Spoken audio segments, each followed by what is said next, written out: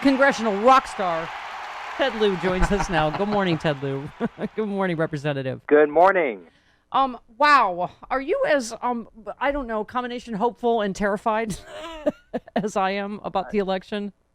Yes, although I do feel more hopeful. This feels a lot more like 2018 than it does 2016. Oh, Particularly when you look at the issues that folks are talking about. You've got, in 2018, Democrats talking about health care, and you remember the Republicans talking about those big, scary caravans that no one really was focused on, and we swept the House.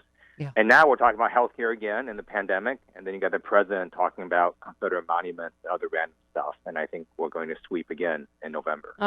Please, Ted, from your mouth to God's ears. By the way, so we just saw this story. Mitch McConnell told Senate Republicans yesterday he's warned the White House not to make a big stimulus deal before the election. He suggested Nancy Pelosi's not negotiating in good faith with Secretary Mnuchin. And you know what he means by that, Representative, is that Nancy Pelosi is eating their lunch again like she always does. And right, and they think... Speaker. Yeah, exactly. So obviously, Speaker Pelosi said yesterday she wouldn't be negotiating with them if she didn't want a deal. You guys have already done a deal. You've put forth a deal that they've done nothing about. Now they're trying to spin it that it's Speaker Pelosi's fault, when obviously Mitch McConnell is on record as saying Republicans don't want this and they don't want the White House to do this, right? That's absolutely correct. The Senate Republicans do not want a deal. We've actually passed two versions to the Senate already, a $3.4 trillion package on May of this year, and then last month we passed a slimmed down $2.2 trillion. So really it's the Democrats that keep trying to get a deal. I was shocked, actually, to see Senator McConnell so public about saying he doesn't want a deal, and that's why I think we're going to flip the Senate as well. Well, and Representative, I think it was McConnell, somebody let slip. They said because they think Pelosi's out negotiating the White House again, right? And so, but rather than knowing that this is something the American people desperately need, they're just so worried it's going to look like a win, right, for Democrats. But it's, as you said, you tweeted, who was it? GOP, Senator Hawley. Senator Hawley said, well, if it includes blue state bailout money, then I'd say it's probably a hard no. That's probably a red line for this caucus, including me. And you said, dear Senator Hawley, if a major disaster struck Missouri or any state, I would vote for disaster relief. Why? Because we're the United States of America. Also, you didn't read our bill. The stimulus package helps local cities and first responders and Americans in all states. I mean, it just is amazing how he's made everything partisan when people so desperately need help in red and blue states, right? That's correct. They have this bizarre view that somehow if you give stimulus checks to all Americans, that helps blue states, or if you help hospitals, that somehow helps blue states. This bill is helping all of America. If you want to help first responders, well, guess what? They're all over the United States. It's not state-specific. That's not how this bill is crafted.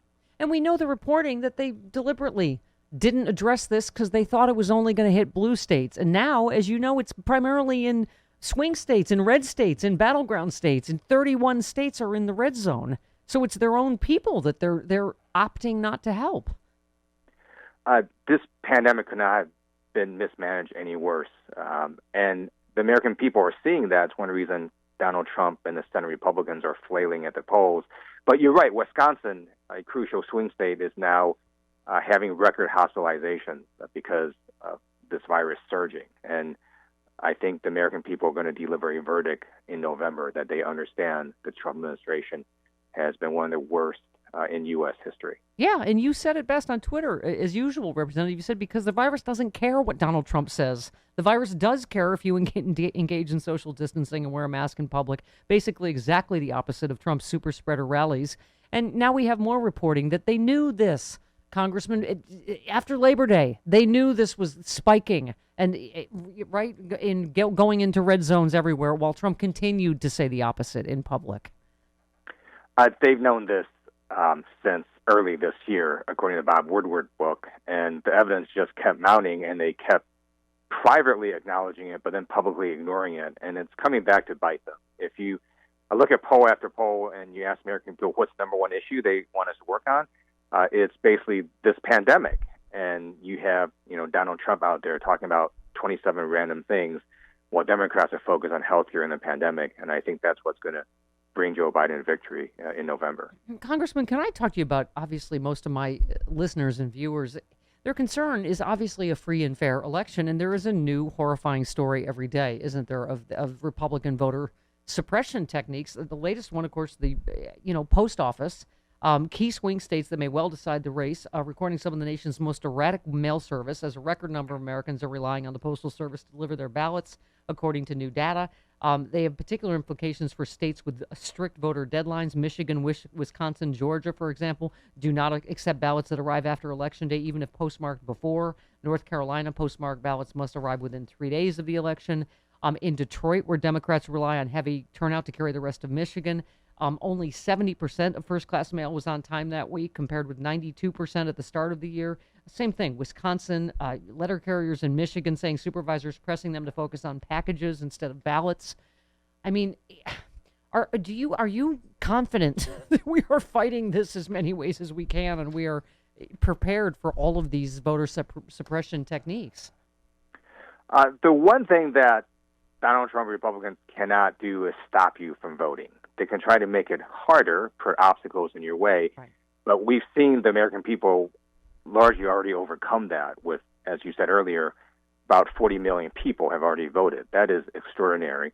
And if people have a mail-in ballot right now, they should cast it, and they should mail it as soon as possible. We are still about 2 weeks out. There's still ample time to get your mail-in ballot in. And then we had a very good victory at the U.S. Supreme Court in Pennsylvania, where your ballot actually doesn't have to arrive on Election Day. It can arrive 3 days later as long as it's postmarked by Election Day. So we're getting some victories, and if people simply vote early, then everything will be fine. You know, Representative Lieu, one of the things we were saying, though, even about Pennsylvania, is you're right, and yet if they jam Amy Coney Barrett through, I wouldn't put it past them to try that again. So I would take your advice, if you're in Pennsylvania as well, do it early anyway. Do it now if you can, right, whether it's in person or by mail. And there are some states that require this stupid secrecy sleeve when you do your mail-in ballot. Just make sure you include that. Yeah, no, exactly. It's amazing the amount of obstacles, Representative, right? You need a notary to, for your signature. You need a witness. You need, if they feel it doesn't match you, some states voters don't have a chance to address that. I mean, it is extraordinary, right? The ways they are trying to suppress the vote. It absolutely is, and it makes you wonder about the sustainability of a party that repeatedly tries to suppress the vote. But again, if you follow instructions or if you vote early, they cannot stop you from voting. Yeah. By the way, just so you know, we've talking about the Proud Boys, emails that are going out, basically threatening Democratic voters, right, in swing states. Just again, do not be afraid. This has gone out, Representative.